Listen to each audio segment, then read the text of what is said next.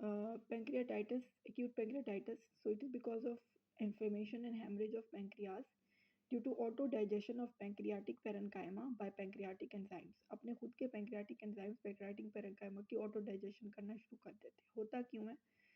Because premature activation of trypsin leads to activation of other pancreatic enzyme. जब trypsin की premature activation हो जाती है तो वो और pancreatic enzyme को pancreas के अंदर ही release करवाना activate करना शुरू हो जाती है.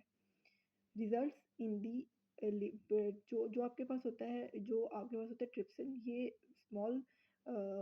स्मॉल इंटेस्टिन्स ड्यूडेनम के अंदर जाता है, वहाँ जाके ट्रिप्सोनोजिन से ट्रिप्सिन में कन्वर्ट होता है. अगर पैंक्रियाज के अंदर ही ट्रिप्सिन बन जाए तो फिर और पैंक्रियाटिक एंजाइम एक्टिवेट हो जाते हैं, जिसकी वजह से अंदर ही वो एंजाइम खुद ही जो है वो ऑटो डाइजेशन करने लग जाते हैं पैंक्रियाटिक पैरेन्काइमा की.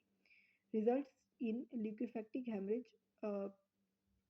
लिक्विफेक्टिक हेमरेज नेक्रोसिस, जिसकी वजह से लिक्विफेक्टिक हेमरेज नेक्रोसिस होती है. Liquefactive haemorrhage necrosis of pancreas and fat necrosis of peripancreatic fat. जो पैंक्रियाज होता है उसका पैरेन्काइमा, उसकी लिक्विफेक्टिव नेक्रोसिस होती है, लिक्विफेक्टिक हेमरेजिक नेक्रोसिस होती है, लिक्विफेक्टिक हेमरेजिक नेक्रोसिस होती है, और जो फैट होता है उसकी फैट नेक्रोसिस होती है. Most commonly due to alcohol and gallstone और अल्कोहल की वजह से होता है.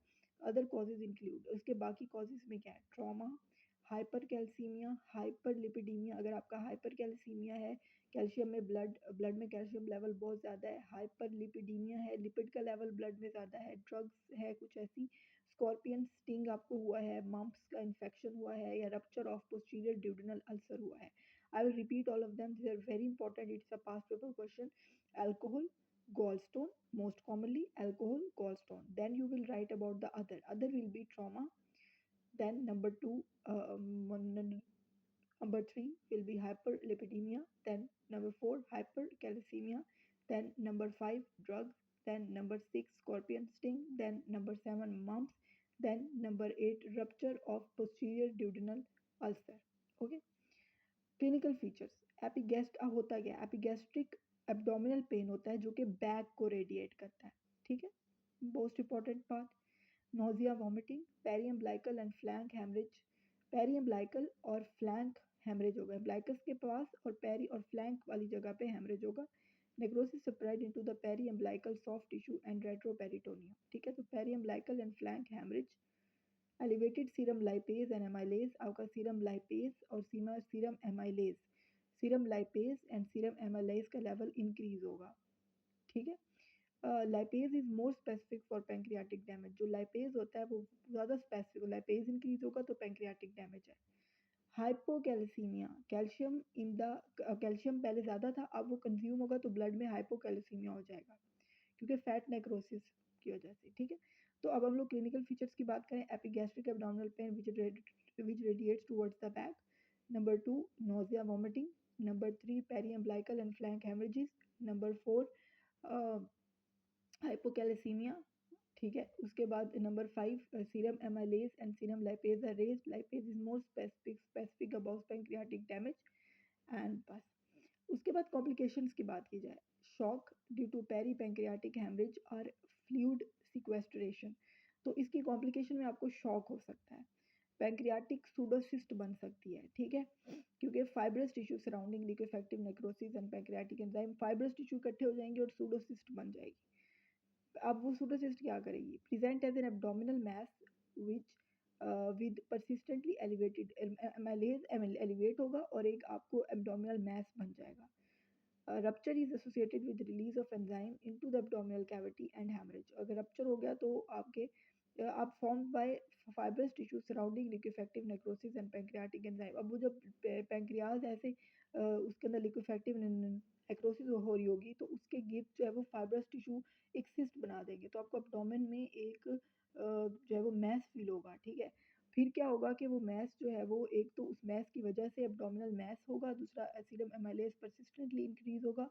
फिर अगर वो रप्चर हो गया तो हेमरेज और जो पैंक्रियाटिक एंजाइम है वो ब्लड में रिलीज अपने एब्डोमेन में रिलीज हो जाएंगे. Pancreatic abscess, pancreatic abscess pancreas के ऊपर एब्सेस बन जाएगी. Often due to E coli, present with abdominal pain, high fever and persistently elevated amylase. और एक सिस्ट बन सकती है जिसको सूडोसिस्ट बोलते हैं. दूसरा पैंक्रियाटिक एब्सेस, एब्सेस बनेगी ड्यू टू ई कोलाई.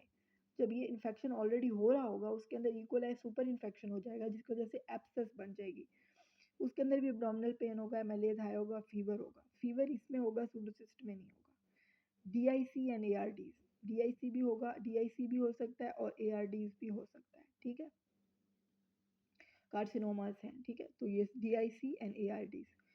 अब हम लोग ये ओवरऑल हमने ये सारा पढ़ लिया है। बेसिकली एक्यूट पैंक्रियाटाइटिस अगर हम लोग इसको ओवरऑल समराइज करें तो it is basically this is inflammation and haemorrhage of pancreas. इसके कॉजेज बेसिकली देखें तो ऑटो डाइजेशन हो जाती है of pancreatic parenchyma by its own enzymes. Trypsin activate होता है, बाकी सारे एक्टिवेट हो जाते हैं। उसके अलावा कॉजेज हमने अभी पढ़े हैं सारे। कॉजेज के बाद मोस्ट कॉमनली जो है कॉज तो वो इसका अल्कोहल है, गाल स्टोन है। फिर इसकी जो है वो कॉम्प्लिकेशंस फीचर्स हमने पढ़े, फिर गैस्ट्रिक पेन, नोजिया, वॉमिटिंग, ये वो फलान है, ये एमएलएज, लाइपेज। फिर कॉम्प्लिकेशंस में शॉक था, पैंक्रियाटिक सूडोसिस्ट है, पैंक्रियाटिक एब्सेस है और आपके पास पैंक्रियाटिक सूडोसिस्ट एब्सेस डीआईसी तो complications are very important and causes are very important. फिर हम लोग पढ़ते हैं क्रोनिक पैंक्रियाटाइटिस। क्रोनिक पैंक्रियाटाइटिस की अगर बात की जाए तो जैसे एक्यूट है तो एक्यूट के अंदर तो फॉरन इन्फ्लेमेशन होगी। क्रोनिक के अंदर ऑफ कोर्स सिम्टम्स जो हैं वो थोड़े से लॉन्ग टर्म चल रहे होंगे। तो फाइब्रोसिस ऑफ इसमें फिर फाइब्रोसिस हो जाता है जब long term frequent bouts of acute pancreatitis होगा, तो फिर उसकी वजह से सारी बात है वो जगह पे स्कारिंग हो जाएगी और वो फाइब्रोसिस हो जाएगी। Fibrosis of pancreatic parenchyma most often secondary to recurrent acute pancreatitis. तो most commonly chronic is it's जो है वो follows acute pancreatitis, there will be fibrosis of chronic of parenchyma. Most commonly due to alcohol, वही वाली बात, cystic fibrosis children में, and however many cases are idiopathic. तो most commonly हमने अभी भी ऊपर पढ़ा था alcohol and cystic fibrosis in children. तो cystic fibrosis alcohol, cystic fibrosis alcohol। clinical features की बात की जाए उसी तरह पे gastric pain that radiates to the back, pancreatic insufficiency, उसके अंदर पैंक्रियाटिक अभी जो है वो ये अब जारी बात है पैंक्रियाटिक इनसफिशिएंसी होगी आपको लॉन्ग टर्म होंगे।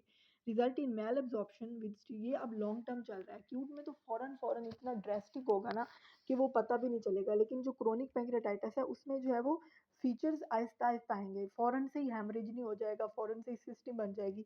आपको पहले सिम्टम दिखेंगे कि पैंक्रियाज जो है वो अपना काम नहीं कर रहा, उससे रिलेटेड अब पैंक्रियाज अगर काम नहीं कर रहा तो इम्पॉर्टेंट न्यूट्रिएंट्स जो कि उसने पैंक्रियाटिक एंजाइम्स ने जो है वो ब्रेक डाउन करके उनकी एब्जॉर्प्शन करानी है, तो उनकी मेल एब्जॉर्प्शन हो जाएगी, तो उसकी वजह से प्रॉब्लम होगा। अब वो क्या होगा, आपको पता है पैंक्रियाटिक लाइपेजेस होते हैं जो कि लिपिड को करते हैं, तो जब लिपिड को वो नहीं होगा तो फिर लिपिड की मेल एब्जॉर्प्शन होगी, ठीक है। तो वो लिपिड जो है वो जाएगा इन द फीसिस। तो आपको पता है lipid in faeces, high fat in faeces is called steatorrhoea. Steatorrhoea होगा आपको। दूसरा विटामिन ए रिलेटेड जितने भी लिपिड सॉल्युबल विटामिन है वो भी नहीं होंगे तो उनकी भी होगी, इसी तरह और बहुत सारे। तो अब उसमें क्या क्या चीज़ें आएंगी, तो पैंक्रियाटिक इनसफिशिएंसी जो है वो कैसे होगी, मेल एब्जॉर्प्शन होगा with steatorrhoea and fat soluble vitamin deficiency, ठीक है। Amylase and lipase are not useful serological markers of chronic pain. इसमें हम एमाइलेज और याद रखना कि लैपेज का कोई इतना आपको नहीं इम्पोर्टेंट मार्कर्स नहीं है, ठीक है इसके अंदर। उसके बाद है dystrophic calcification of pancreatic parenchyma on imaging. आपको पता है कि इसके अंदर कैल्शियम आता है, तो डिस्ट्रॉफिक कैल्सिफिकेशन हो सकती है, उसके अंदर तो फॉरन फैट नेक्रोसिस हो जाती है, इसमें कैल्शियम आपको जो है वो डिपॉजिट हुआ हुआ दिखेगा। तो अगर डिस्ट्रॉफिक कैल्सिफिकेशन है ऑन द इमेजिंग तो आपने क्रोनिक पैंक्रियाटाइटिस करना है। Contrast studies reveal a chain of lakes pattern due to dilatation of pancreatic ducts. तो अब पैंक्रियाटिक डक्ट्स क्योंकि डायलेट हुई हुई हैं तो उसकी वजह से चेन ऑफ लेक अपेयरेंस होगा, यानी कि वो डक्ट्स आपको इतनी बड़ी बड़ी नजर आएंगी कि वो इमेजिंग के अंदर आपको ऐसे लगेगा कि वो डक्ट्स जो हैं वो इट्स लाइक अ लेक, जैसे लेक्स होते हैं उनकी चेन्स होती हैं, तो वो डक्ट्स बेसिकली डायलेट हुई हुई हैं, चेन ऑफ लेक पैटर्न। तो ये मॉर्फोलॉजिकल है कि on imaging you will find the dystrophic calcification of parenchyma, you will see calcification of parenchyma. Second, you will see chain of lakes appearance, so dilatation of parenchyma and chain of lake appearance. Then we have secondary diabetic mellitus। अब जारी बात है जब parenchyma chronically इतना ख़राब हो रहा है तो हमें पता है पैरेन्काइमा से ही दो हार्मोन्स रिलीज होते हैं, आइसेट्स ऑफ पैरेन्काइमा जो होते हैं उसके अंदर से बीटा और अल्फा जो सेल्स होते हैं, तो उनसे आपको पता है कि 2 हार्मोन रिलीज़ होते हैं, एक होता है एल्ब्यूमिन, एक होता है इंसुलिन और एक होता है ग्लूकागॉन। तो अब वो भी डैमेज हो जाएँगे बीटा सेल्स, उसकी वजह से लेट कॉम्प्लिकेशन होगी ड्यू टू डिस्ट्रक्शन ऑफ आई cells. Secondary risk for pancreatic carcinoma और पैंक्रियाटिक कार्सिनोमा भी हो सकता है। तो इसकी कॉम्प्लिकेशंस अगर हम वैसे देखें तो 2 हैं, एक तो डायबिटिक मेलाइटिस है और दूसरा पैंक्रियाटिक पैरेन्काइमा।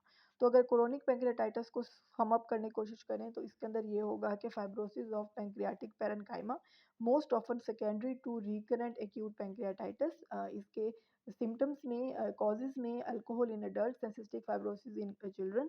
इसके अंदर कोई जो है वो इसके अंदर होगा तो वही पैटर्न, लेकिन इसके अंदर वो बाकी ट्रॉमा श्रॉमा वो सब नहीं होते, वो क्यूट के हैं, ठीक है, इसके अंदर नहीं लिखने वो, ठीक है, आइडियोपैथिक है इसका।